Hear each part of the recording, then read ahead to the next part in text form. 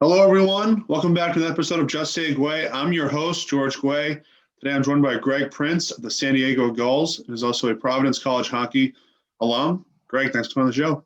Yeah, thanks for having me. Happy to be here. Yeah, so how have you been, man? I know I haven't seen you in a while. I know this last year has been crazy. I mean, this time last year, you didn't know if you were going to have your senior season. You just wrapped up your first pro season. How's this all been?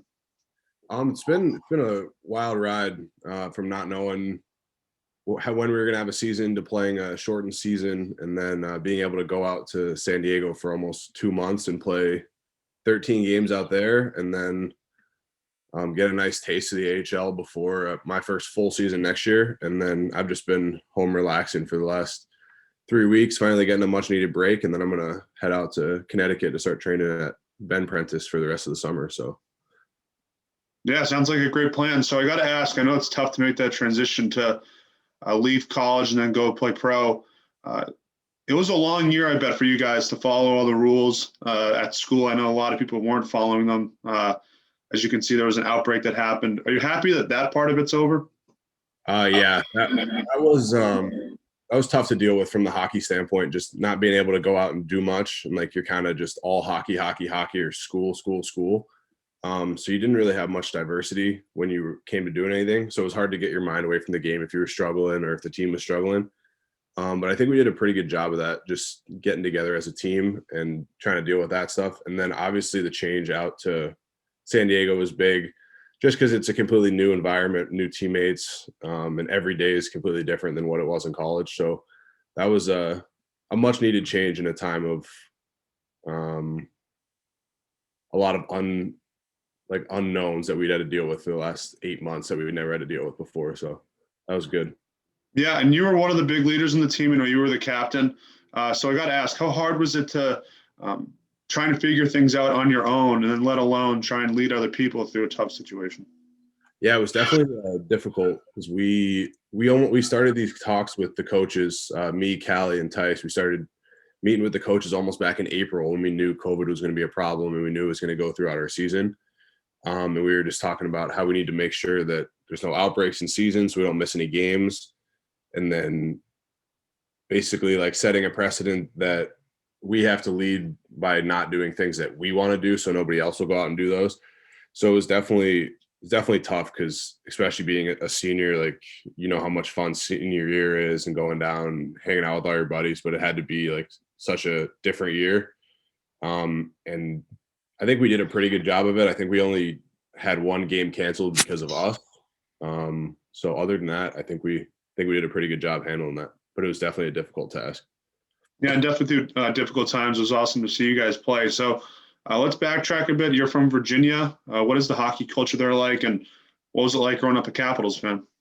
The hockey culture down there when I was growing up wasn't much. Playing hockey was definitely one of the outliers. But ever since the Caps drafted Ovechkin in 2005, it just kind of like started to fly up the charts because the Caps started to get good and everybody wanted to watch Ovechkin. And when I was younger, I had season tickets, so that's who I got to watch growing up. And he just like turned my love for the game like even more just because of how good he is and how much fun he was to watch. And then starting in like 2011 when they started to become good, Washington kind of turned into a hockey town because they were basically the only relevant team because the Washington football team and the Wizards haven't been too good for very long. And then finally to break through and get that cup in, was it 2018, I think? Mm-hmm. Was just unbelievable to see the city flooded with people. I wasn't even there, actually. I was at school for summer school, so I missed it. But my family was all there and all my friends were there, so it was pretty cool. But on the hockey front, for me, I played for Washington Little Caps. I played for the Reston Raiders. I played for Team Maryland. Played for Virginia Statesmen. This was all before I was 14. And then at 14, I decided that I had to get out of that area if I wanted to be serious about hockey. So I went up to South Kent and played in a prep league for 4 years, which really helped my game a lot. Yeah, that was exciting times with the Capitals. You know, I'm a big Capitals fan. I think it means a lot more when you're from there. So I got to ask, do you think they get the contract fixed with Ovechkin? Because, you know, being from New England, seeing Tom Brady leave, I don't think I can handle that again. Do you think that they'll work it out? Yeah, I think they will. Just I think the only way Ovechkin doesn't play for the Caps is if he goes to the KHL. I don't think I could ever see him in another NHL uniform. I know everybody said the same with Tom Brady, but I think hockey is such a different sport than football. And the Patriots are kind of trending the wrong way. No hate to the Patriots, but That's okay. I think the Caps still have a decent team if they get some pieces put around some of their big guys, because Backstrom's re-signed. They still have Wilson under contract. If they can protect Oshie, figure out the goaltending a little bit. But I think Ovechkin will re-sign because I think he wants that record, whether he'll admit it or not. I think he's shooting for it. I don't know if he'll ever get there. I hope he does, but I don't think he'll play for another NHL team. Yeah, I think he stays because I don't think there's any rift between him and management. You know, when Tom Brady left, you could kind of tell he was kind of done with Bill Belichick. I mean, it was pretty much a 20-year long run, and it eventually had to end soon. So, in terms of Providence College, what made you choose Providence College, and were there other schools in the mix? Yeah, my biggest thing going to Providence is I committed right after they won the national championship. So obviously that's a huge selling point because basically all any hockey player wants to do is win. And then just seeing the coaching staff with Coach Lehman, and at the time when I committed, it was Coach Mayotte and Coach Bork. It was just an unbelievable staff, and it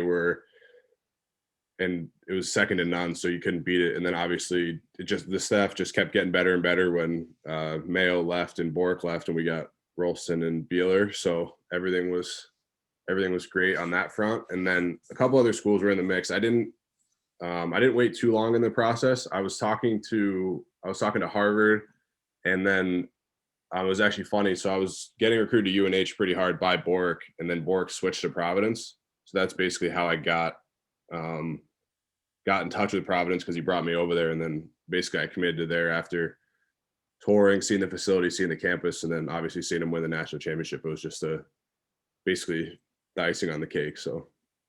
Yeah, it's interesting how things worked out like that. So take me through, what were the keys to you getting better each year? Because I believe you were one of those players that did that each year.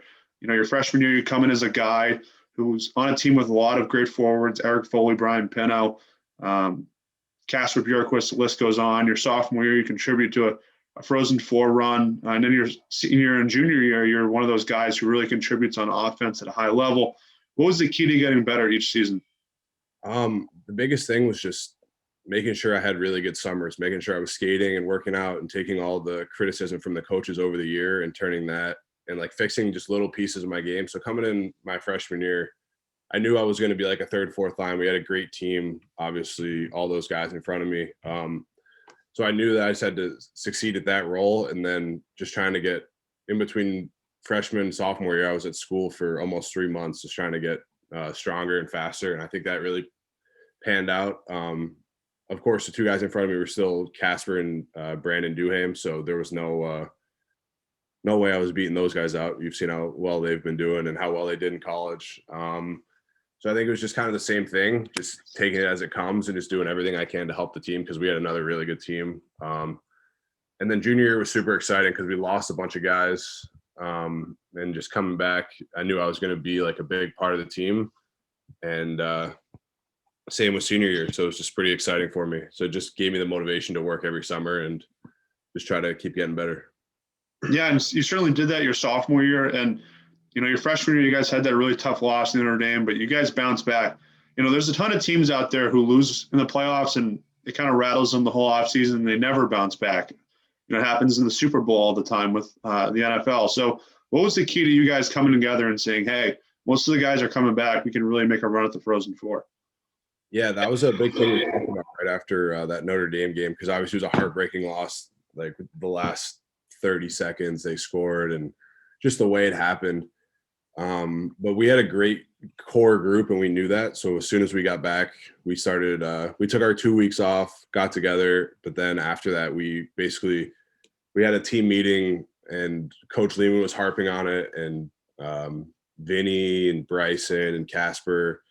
And they were just like, we know how good our team is. Like, we could have made a Frozen Four this year. Like, there's no reason to dwell on that because we have the same opportunity next year. And then we just came in and we were firing on all cylinders. Wilkins was playing unbelievable. Conway, Duham, Casper, Bryson, all the seniors. Hawks was great all year. So we had a good start. And then after Christmas, we just kind of took off. And right before playoffs, we were like, we're making the Frozen Four this year. We're not letting this happen, because we barely even squeaked into the tournament because we had a little bit of a rough patch, losing to BC in the quarterfinals. But we were like, if we make this tournament, we're going to try to take us as far as we can. So, and I think we had a chance against Minnesota Duluth, a couple bounces either way. And I think we could have been right there in the national championship game. So, Yeah, I was very happy you guys, made the Frozen Four. But what was that like to, make that happen, especially, in your own city, your best friends, and the people that support you so much are in the stands. Everyone in town's there. What was that like? yeah, that was definitely the coolest experience of my college career, just playing in front of, I don't know, I think it was 10,000 Providence fans primarily. And just the atmosphere was crazy, and being down 4-0 to Mankato and coming back, and they never thought for a second we were going to lose that game. Even when we were down 4-0, everybody was still on our side, and we were and then coming back after that game, since it was such a crazy environment, seeing everybody just going crazy on campus, and it was just like even more motivation than the next day after we beat Cornell, being able to be that close to school and go back and celebrate with all your friends and everybody that has been supporting you for the last year, trying to get you to this point, was just super cool for them and for us. So I think couldn't have asked for anything better. And it was definitely an amazing experience. Yeah, it was amazing, that comeback. I think one of my favorite things in that Cornell game was when you scored the first goal and you jumped into where the Cornell crowd was sitting. And I knew, all right, that really sucked the life out of that fan section. So take me through the process of signing an AHL contract. How did that go? And were there other teams that were reaching out to you as well? Mm-hmm. So this year was a lot different than most years, just because of COVID and the market. So because a lot of teams didn't have much money. So there were teams that I was talking to after my junior year that just were like, we can't sign anybody this year. Like, we don't have any money left. So it was definitely a slow process. I think it took about 2 weeks just to kind of feel everything out, because you had to go from like scout to management to the people who actually pay the bills to see if they're willing to pay for another player. And the other two teams I was talking to were Bakersfield, which is Edmonton's affiliate, and Cleveland, which is Columbus's affiliate. And I decided on San Diego. Just the Ducks haven't been great for a long time, or not a long time, but the last couple of years. And they're definitely have a lot of young prospects. So there's a lot of opportunity there. And how can you beat playing in San Diego? So it's definitely a great opportunity. I'm looking forward to it. Yeah, it was a great decision. So I got to ask, what is the practice facility like out there to help you prepare for games? Because I know in college, everyone knows that the facilities are always great for pretty much every school. I think a lot of that has to do with the fact that they don't pay the players in college, and I think they have more money left over to make the facility more nice. But what's the practice facility like in San Diego? Mm-hmm. So we were actually in Irvine the whole time because they wanted us close to the Ducks for COVID. So I haven't even been to San Diego yet. But the facility in Irvine, the Ducks practice facility, was unbelievable. It was second to none for sure. They had big kitchen, 2 weight rooms, all that stuff, big video room. And I've heard the San Diego area, they just built a new practice facility as well. So I'm sure that's pretty nice. I heard it's a little bit smaller, but it's better because it's more like homey for all the guys can get together. We're not as spread out. And then we play games right in downtown, about 5 miles from Petco Park. So that's pretty exciting because we usually get about 10,000 fans a night. So he can't complain about that at all. I heard the rink's pretty old, but it's definitely a good setup for us. It's better than a lot of the AHL programs for sure. Yeah, it seems like a great place and have a lot of great resources. So I saw that you guys played Bakersfield. Obviously, said it was one of the teams that looked at you. Did you play against Vinny Desharnais? Yes, I did. What was that like? It was definitely weird, just like lining up and knowing how he plays, going to the net, catching a couple cross checks in the ribs, because obviously out there, like, we're not friends. So it was definitely weird because kind of felt like we were in practice again with him kind of picking on me, because he's always been bigger than me because he's 6'7". But it was definitely cool to play against him. And he texted me actually right away, right after he found out I signed, and was like, can't wait to play against you. Like, it's going to be exciting. So we played those couple games, and then we met up after, had had a little bit to talk about. So that was a pretty cool experience. Yeah, it's definitely got to be a unique experience after spending so much time with him.